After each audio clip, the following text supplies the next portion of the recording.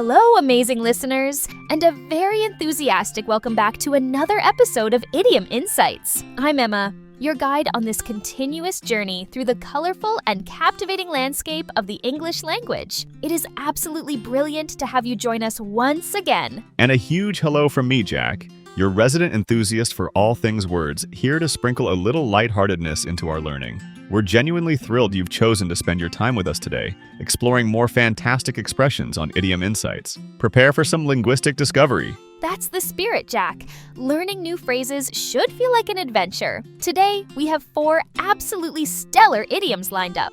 These are expressions that pop up quite frequently in everyday situations, and understanding them will definitely level up your English comprehension and fluency. Couldn't agree more. Time to engage those listening skills, everyone. Here on Idiom Insights today, we're going to unpack these interesting phrases. First, one that sounds a bit dramatic: steal someone's thunder. What kind of theft are we talking about here? Then a phrase about reliable sources, straight from the horse's mouth. An unusual image, but a very useful meaning. Third on our list, the ideal situation, the best of both worlds. Sounds like having your cake and eating it too. And finally, an idiom about surrender. Throw in the towel. Why towels? And when would you do this? What a truly fascinating collection, Jack. They touch upon social dynamics, information, ideal scenarios, and knowing when to quit. Now, before we delve into the electrifying world of stolen thunder, just a quick, gentle reminder from your friends here at Idiom Insights. If you find these idiom explorations useful and want to stay updated with every new episode, please take a brief moment to hit that subscribe or follow button wherever you listen to your podcasts.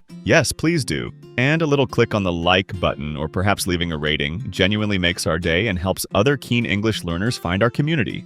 It's like giving us a virtual high five. Okay, enough of the practicalities. Emma, are you ready to discuss the phenomenon of having one's thunder potentially stolen? I am indeed, Jack. Let's start with steal someone's thunder. This idiom paints quite a vivid picture. What does it actually mean when someone steals another person's thunder? It does sound dramatic. To steal someone's thunder means to take attention away from someone else and direct it towards yourself, usually by announcing their news before they do or by doing or saying something more impressive or attention-grabbing right before or right after they have shared something they were proud of or excited about. It essentially lessens the impact of their moment or achievement. It's generally seen as a negative or inconsiderate thing to do. That's a very clear explanation. It's about upstaging someone, often unintentionally, but sometimes deliberately. For example, imagine your colleague gives a good presentation and gets some applause. If you immediately jump up and announce a massive company-changing deal you just closed, you might unintentionally steal their thunder. Your bigger news overshadows their solid achievement. Exactly. Or think about a family gathering. Your cousin announces they're engaged and everyone is congratulating them. If you then immediately announce that you're not only engaged but also expecting twins, you've definitely stolen their thunder. Your news, being arguably bigger or more surprising in that context, takes the spotlight away from their initial happy announcement. It highlights that feeling of having your moment diminished. Now, let's listen to a conversation between Mia and Mark. Let's see if someone's big moment gets overshadowed. Perhaps Mark has some good news from work? You won't believe what happened at the office today.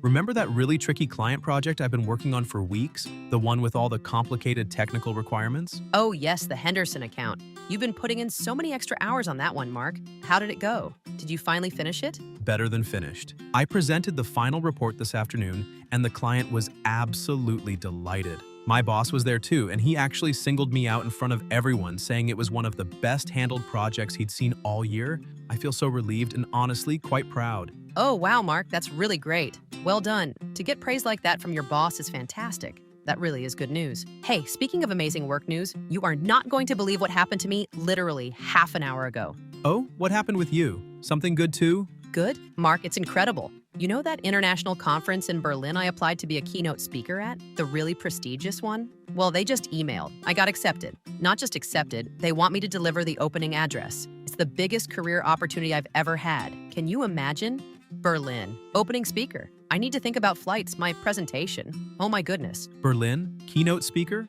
Wow, Mia, that's enormous news. Truly fantastic. Congratulations. That's really something. My little client report seems rather small now in comparison, doesn't it? Oh no, your news was great too, Mark. Really. But yes, Berlin. I'm just completely overwhelmed.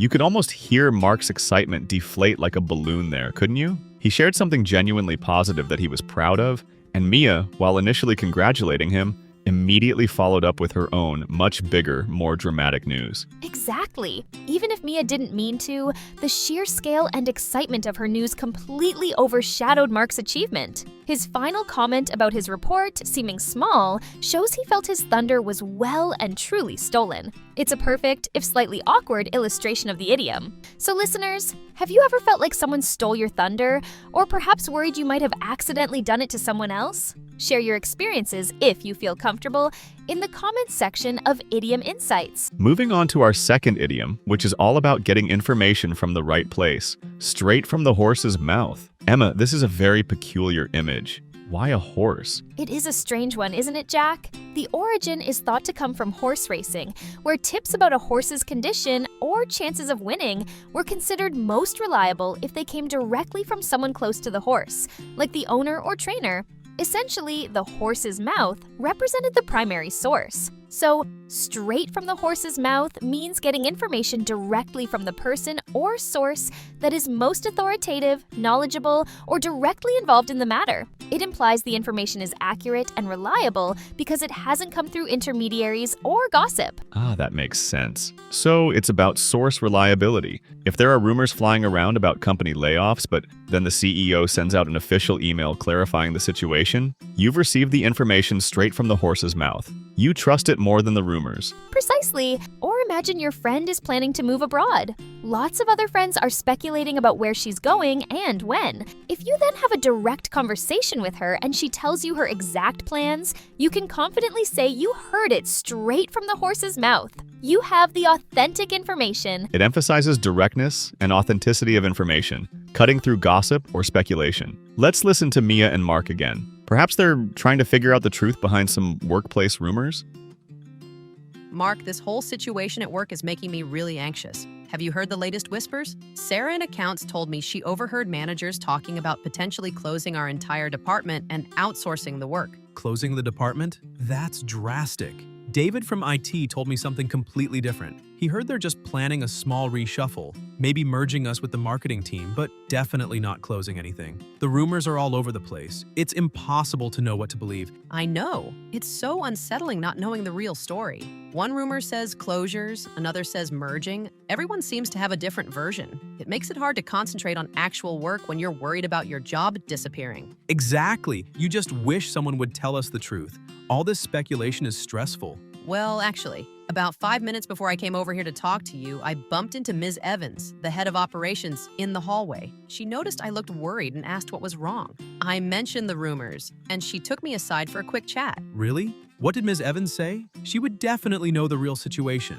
She did. She told me directly that neither of those rumors is true. They are planning some changes to improve efficiency, which involves some new software implementation and retraining for our team on that software, but there are absolutely no plans for closures or merging departments. She was very clear. So it seems the reality is much less scary than the gossip. Wow, retraining, not closing? That's a huge relief. So you got the real plan straight from the horse's mouth then? Directly from the head of operations herself? Exactly. Straight from the horse's mouth. It definitely puts my mind at ease hearing the actual plan from someone who knows, rather than relying on third-hand rumors.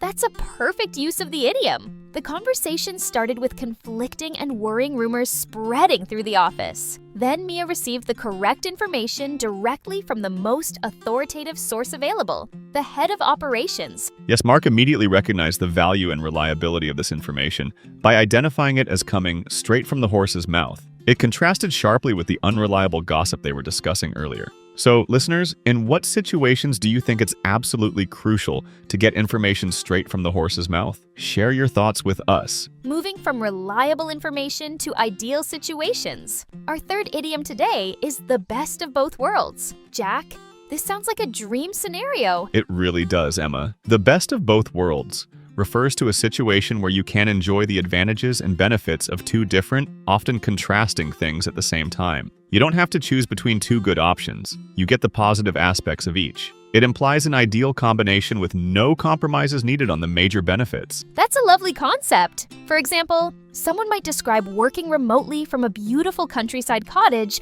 for a dynamic city-based company as having the best of both worlds. They get the peace and nature of the countryside and the career opportunities and salary of a city job. Exactly. Or think about a hybrid car. It offers the environmental benefits and fuel efficiency of an electric motor for short trips, but also has a petrol engine for long distances without worrying about charging. You could argue that gives the driver the best of both worlds, environmental consciousness and practicality. It highlights a fortunate and desirable combination of advantages. Let's hear from Mia and Mark. What situation are they describing that might fit this ideal scenario? Perhaps a lifestyle choice? Mia, I bumped into our old neighbor James the other day. Remember him? He moved out of the city last year. I asked him how he was settling into his new place in that little town by the sea. Oh yes, I remember James. He always wanted to live near the coast but was worried about being too far from everything. How is he finding it? Does he miss the city life? Apparently not at all. He said it's absolutely perfect. His new house is literally a 5-minute walk from the beach, so he goes for coastal walks every morning before work. He described the fresh sea air, the peace and quiet. It sounds idyllic. Wow, that does sound lovely and relaxing. But doesn't he find it inconvenient being further away? What about his job? And doesn't he miss the restaurants and theaters? That's the amazing part. He said his job became fully remote, so he works from home overlooking the sea. And apparently, this coastal town, while small and peaceful, has a surprisingly good train connection directly into the city centers. It only takes about 40 minutes. So, on weekends, he can easily pop into the city for dinner or a show if he wants to. Really? A quiet house by the sea with fresh air, and he kept his good job working remotely, and he still has easy access to the city whenever he wants it? That sounds incredible. He truly seems to have the best of both worlds. Doesn't he just? Peace and quiet during the week, nature on his doorstep, but still connected to city amenities. He really landed on his feet. Definitely the best of both worlds. That's a wonderful example.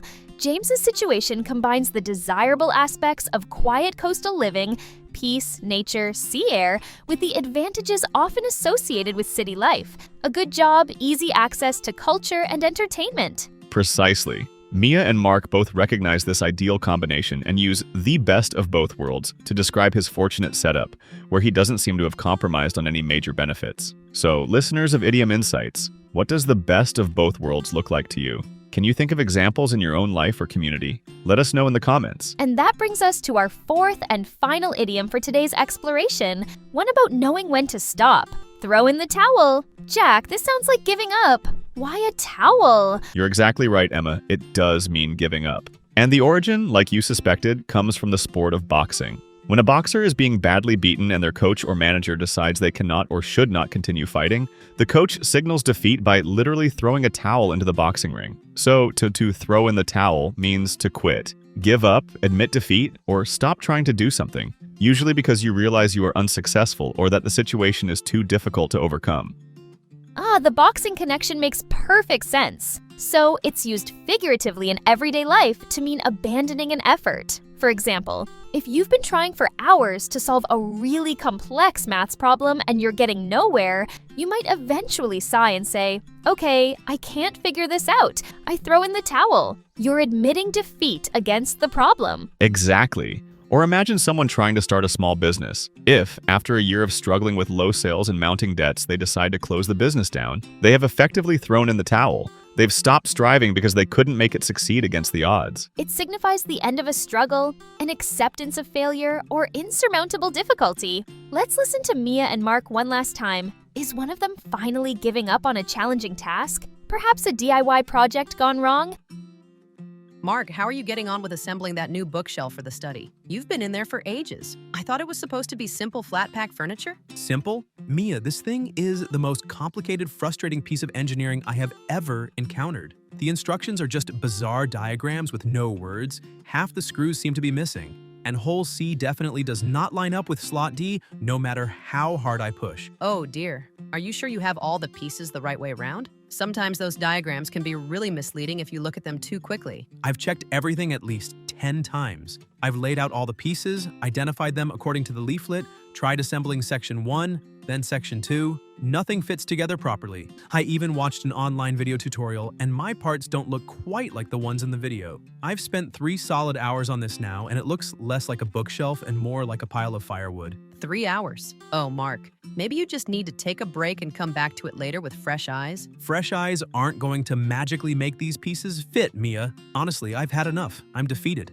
This bookshelf has won. I officially throw in the towel. I'm going to call that handyman service tomorrow and pay someone else to assemble this wooden monster. It's just not worth the stress anymore. You're really giving up after all that effort? Okay, well, maybe that's the sensible option if it's causing this much frustration. No point driving yourself crazy over a bookshelf.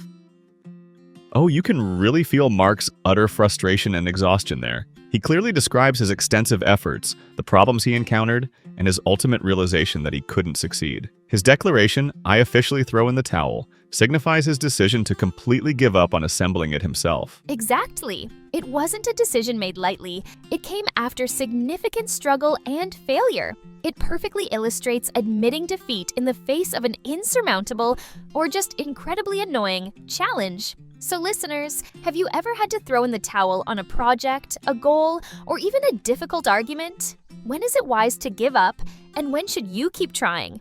Share your thoughts on this final idiom in the comments for Idiom Insights. And with that final thought, we've explored another set of 4 fascinating English idioms together. Let's quickly recap the expressions we've added to our linguistic toolkit today. We certainly did cover some interesting ground. Today on Idiom Insights, we learned steal someone's thunder, to take attention away from someone's achievement or announcement, straight from the horse's mouth, getting information directly from the most authoritative source. The best of both worlds, enjoying the advantages of 2 different things simultaneously, throw in the towel, to give up or admit defeat after a struggle. Wonderful! We truly hope that breaking down these idioms, exploring their meanings, and hearing them in our extended dialogues has helped deepen your understanding. Remember, noticing these phrases in real-life English is a fantastic way to reinforce your learning. Absolutely. And the next step is always practice.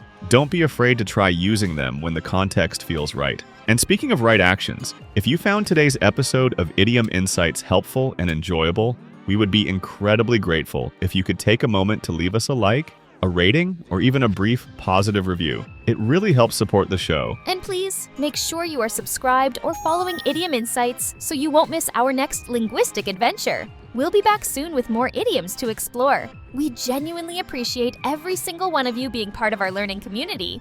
We really do. So, until next time, keep listening attentively, keep practicing bravely, keep staying curious, and keep finding joy in the amazing journey of learning English. Bye for now. Goodbye, everyone. Take excellent care, and happy idiom hunting.